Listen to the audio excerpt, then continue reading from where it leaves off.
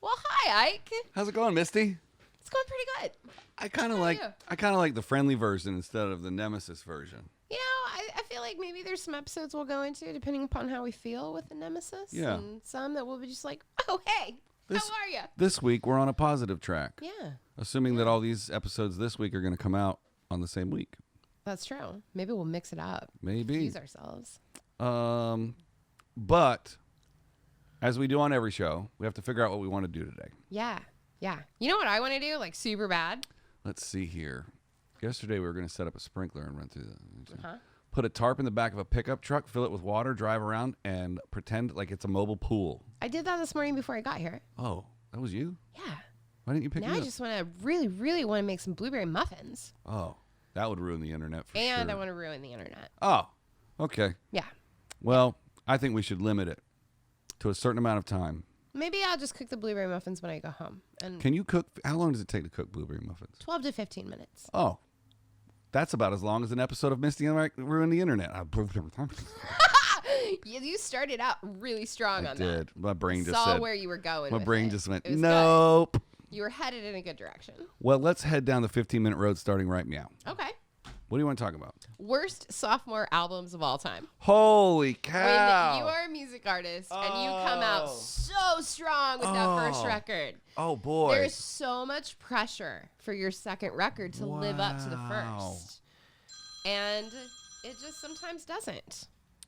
Wow. I can give you one of my favorite examples. Okay. Snoop Dogg. Really? He came out with The Chronic. Yeah. Right? Okay. The Chronic is packed full of incredible, just the world had not seen anything like that. Yeah. Like, hey, I'm going to be a rapper. I'm going to talk about all the weed all the time. Yeah. And then the sophomore album was called The DogFather. Yeah, and it was awesome. No, it wasn't. It was so bad, and sales numbers were terrible. Dude, I can't believe the list that I'm reading. Okay. This is supposed to be a list. What is it called? 10 most disappointing follow-up albums. Okay. Number 10. Sure. My Chemical Romance, Danger Days, The True Lives of the Fabulous Killjoys. It was pretty terrible. Wow. It was awful coming off of the first record. Yeah, the Black Parade was mega. The Black Parade was a record. Those guys should have been literally performing like Freddie Mercury at the Live Aid in front of like hundreds. It was so epic. Huge. The sound on it was just, you could sit in a room and it would surround you. Yeah. And then the second record came out. Yeah. Wah, wah, wah. Never heard of it. It's terrible. This is one I don't necessarily agree with, but I'm going to save my super disagree for number 8. Number 9. Number 9 is Green Day, Uno, Dos, Tres Trilogy. Pretty terrible. I will agree with that. I won't say it like super agree. Like I'll take it or leave it. Yeah. Was there even a hit off of it? Let's see here. It seemed like a good idea at the time. Green Day would release 3 back-to-back albums of old school punky material to get back in touch with their roots after 2 epic concept albums. And it might have worked had Billy Joe Armstrong not gone on a profanity-laden tirade after the band's 2012 iHeartRadio set was allegedly cut short. Yep. Checking into rehab the next day, the band postponed their tour and rushed release Dos and Trey, but that couldn't save them from being their lowest charting albums in years. Hey, do you want to know something cool about that? I would love to. I used to work for a small little jazz quartet from San Francisco called Metallica. And the lead singer James has obviously come out and he's talked about his struggles with sobriety publicly. Yeah, very publicly. Mm-hmm. When that happened with Billy Joe, we actually filled in for all of the shows that they had to cancel. They were scheduled. Green Day was scheduled to headline a bunch of like festival shows throughout the U.S. And we went and took their spot so that they would not be negating contracts, things like that. Like we just popped right in there. James said, "Let me help my brother. He's going to rehab. That's cool. And we're gonna go do this." Billy Joe's such a good dude. And so we like threw that shit together in like a week, and we were headed to New Orleans to headline Voodoo Fest for him. That's so weird that they didn't already have conflicting dates. Well, Metallica goes on they go on chunks of shows at a time, and a lot of it has to do with the fact that they want to be able to spend time with their families at home. Yeah. So we would do 2 weeks on, 2 weeks off, 2 weeks on, 2 weeks off. And so we had some downtime at that point. I think that, we had come home from maybe a European run that we had done for a few months and flying in and out of Europe every couple weeks. And, he saw a fellow musician friend in trouble in San Francisco, home of also Green Day. Yeah. And went, we got you. Wow. It's pretty cool. That is cool. Yeah. Did you ever talk to the Metallica boys about what they thought about Apocalyptica? I have never had that conversation with them. Do you know who they are? I do absolutely know who they are. The Cello Quartet? Yeah, they're amazing. I have a friend that actually used to tour with them and work with them. I've done 2 of their videos. They're pretty incredible. Yeah. One of them was I with would Gavin. imagine that Lars is probably a huge fan of it. Yeah. Like, Lars has such a crazy spectrum of music that he enjoys. Mm-hmm.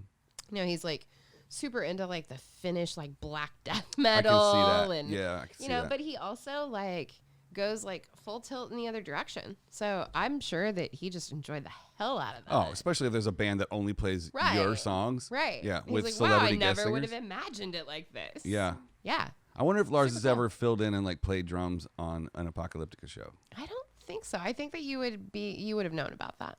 Maybe. Lars Ulrich guest stars in.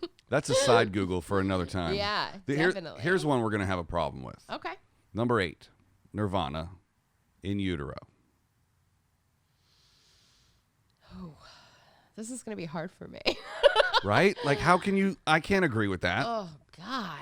In Utero is Heart-Shaped Box, right? In your... serve the service. That was a single. Heart-Shaped Box and All Apologies.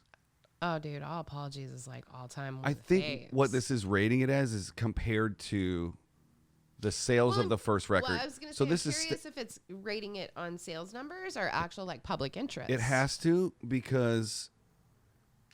Hold on. Yeah, but you know what? That makes sense. If it's based on sales records, totally makes sense. I mean, Smells Like Teen Spirit just was enormous. Right. I guess what they're Never mind, saying is that this sorry. album had a Smells Like Teen Spirit ripoff in Rape Me.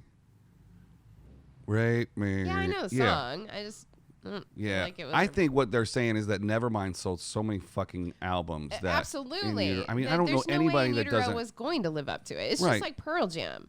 You know, there's no way that the sophomore album was going to live up to 10. Yeah. There is just no way. Yeah. I don't know if I can agree with that one. I mean, it might statistically be true, but like with his death, I mean, it just kind of immortalizes everything. Yeah, that's also very true. I can see where number 7's coming in at. Red Hot Chili Peppers, One Hot Minute was the follow-up to Blood's Sugar Sex Magic. See, and I have such a like battle, like inner rage battle about the Red Hot Chili Peppers. Yeah. Like, I loved, of course, that was completely my era. I absolutely loved the first record.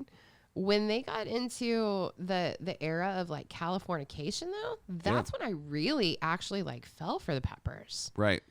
Like, Breaking the Girl off of the first record is one of my favorites ever. But now, in retrospect, after listening to a couple albums later, I could take it or leave it on the first 2 records, and I'll take the later ones. Yeah. This is the album that Dave Navarro filled in for. Because Frusciante wasn't around for that one, and he eventually rejoined them. Yeah, he was having the heroin. Yeah. Yeah, didn't he just rejoin them? They got rid of Josh Klinghoffer?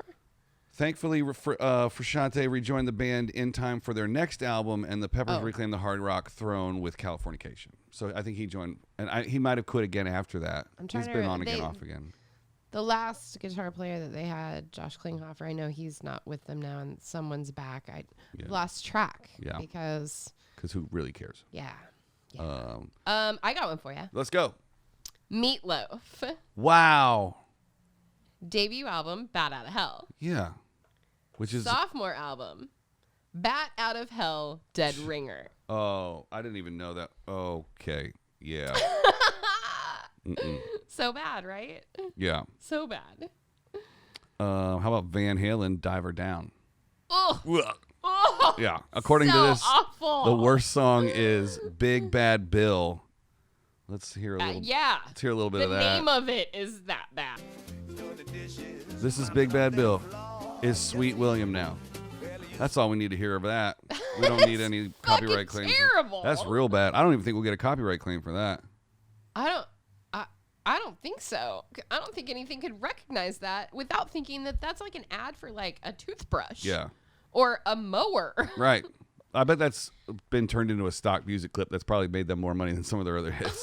Absolutely. What? Oh man, this is gonna divide some folks, because if you're a fan of this band, you probably feel like they've never written a bad song ever. Okay. Motley Crue, Theater of Pain. I loved Theater of Pain. See? There's no one home. No, that's In My House of Pain. Yeah. Maybe I'm thinking a different song. No, this is the follow-up to Shout at the Devil.